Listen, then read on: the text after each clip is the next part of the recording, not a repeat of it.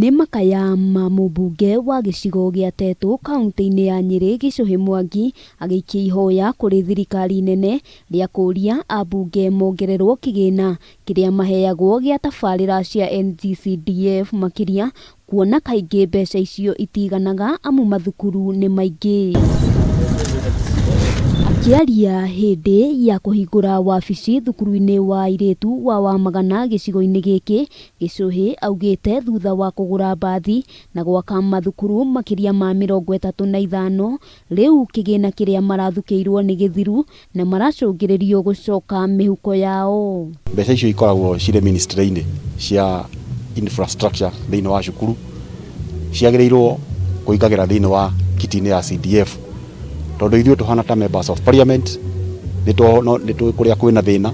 Akinyita mĩario ya Gĩcũhĩ mbaru George Kamau ũrĩa nĩ mũikarĩri gĩtĩ wa bodi ya thukuru ũyũ augĩte atĩ thirikari nĩ ĩrutanĩirie kũigana kuona nĩ thiĩte na mbere na kugacirithia mathomo ũrĩa kwagĩrĩire. Twagĩa kamweke ga kuona atĩ nĩ kwagĩa na equity thĩinĩ wa maũndũ mothe megiĩ ũhoro wa ũgai wa mbeca icio. Nĩ tũcoketie ngatho gwĩ thirikari, tũtingĩkuga ũndũ ũcio wĩ mũhũthũ. Oho Kamau nĩ agathĩrĩirie ikinya rĩa thirikari rĩa kũhe mathukuru muigana wa ciringi mirioni 8 cia gwaka irathi nĩguo gũkinyanĩria mũtaratara mwerũ wa mathomo wa CBC, akiuga ũndũ ũyũ nĩ ũkũrehe mogarũrũku manene mathomo-inĩ. No kuhotekeke maundu ta maya magikika nimo marakinyira muraiya na nimo marakinyira aciari magatuma mihuko yao ihote kuhutha na niguo economy ingihota gukura.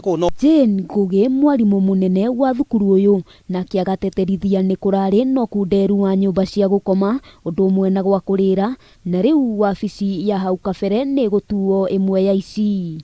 Tondu form 1 twina irathi 3 na twaririsire irathi 2 form 4 aria maraumire, koguo nĩ tũrabatara irathi, nĩ tũrabatara dom, ona thutha-inĩ no tũrabatara laboratory ya 3.